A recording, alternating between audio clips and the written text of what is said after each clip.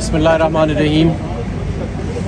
سب سے پہلے تو میں شروع کرتا ہوں حدیث نبوی سے کہ سب سے افضل جہاد ایک ظالم بادشاہ کے آگے سچ بولنا اور حق کی بات کرنا ہے. اور ارشد شریف صاحب ہمیشہ سے سچ بولتے رہے, ہر دور میں انہوں نے سچ بولا اور آخر میں اسی سچ نے ان کی شہادت کا وہ ذریعہ بن گیا. میں سمجھتا ہوں کہ ان کی اس شہادت کو ہم رائے گاہ نہیں جانے دیں گے. جو انہوں نے سچ بول کے وہ گئے, جس جرأت کا انہوں نے مظاہرہ کیا اپنی قوم اور وطن کے لیے, جو انہوں نے قربانی دی, وہ ہم کبھی رائے گاہ نہیں جانے دیں گے. اس سے پہلے آپ نے دیکھا کہ وہ کیا ماحول تھا جس کی وجہ سے ارشد کو پاکستان سے فرار ہونا پڑا. وہ کیا وجوہات تھیں کہ اس کو دبئی چھوڑنا پڑا, یو اے ای چھوڑنا پڑا اور دوسرے ملکوں میں جانا پڑا. ان سب کی تحقیقات ہونی چاہیے.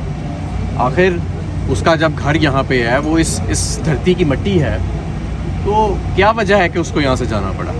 تو یہ ایسے نہیں چل سکتا. یہ پاکستان ہے, یہ کوئی فاشسٹ ملک نہیں ہے اور یہ کوئی بنانا ریپبلک نہیں ہے. یہاں پہ ایک ایکٹیو سول سوسائٹی ہے, یہاں پہ لاکھوں کروڑوں ارشد شریف بستے ہیں اور انشاءاللہ تعالیٰ اب حق اور سچ کی آواز کو کوئی گولی دبا نہیں سکے. ہم اسی طرح آج میری ان کی والدہ سے جو ملاقات ہوئی, تفصیلی ملاقات ہوئی, اور ان کے گھر والوں سے, تو اس گھر نے بڑی قربانیاں دی ہیں پاکستان میں صحافت کے لیے, پاکستان میں سچائی کے لیے.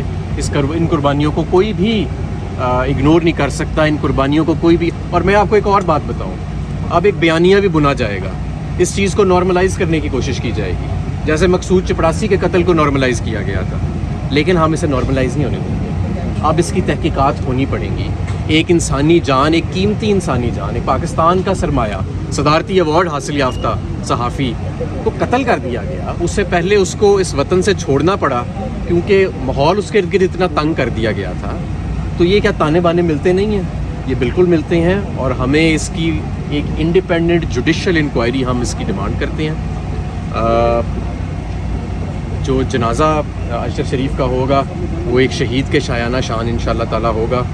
پاکستان کی بہت بڑی شخصیت تھی, کوئی دور دور تک بھی ہم دیکھیں, حالانکہ ہمارے صحافت کے اندر بڑے دلیر لوگ ہیں, لیکن ارشد شریف جیسا جو ایک اثاثہ تھا, ارشد شریف جیسا جو ہیرا تھا, جس دلیری کے ساتھ, مطلب کہ اس میں اللہ تعالیٰ نے اپنی ذات کے علاوہ کسی چیز کا ڈر ہی نہیں رکھا تھا, اور وہ ہم سے بھی لڑ پڑتا تھا اگر اس کے ذہن میں کوئی بات آ جاتی تھی جو سمجھتا تھا کہ ہم کو غلط بات کر رہے ہیں. تو میں سمجھتا ہوں کہ یہی صحافت ہوتی ہے, یہی دلیری ہوتی ہے, اور ساری دنیا کے صحافیوں کو آج یونائٹ ہونا چاہیے اور ارشد شریف کے اس قتل کا حساب مانگنا چاہیے. بہت شکریہ.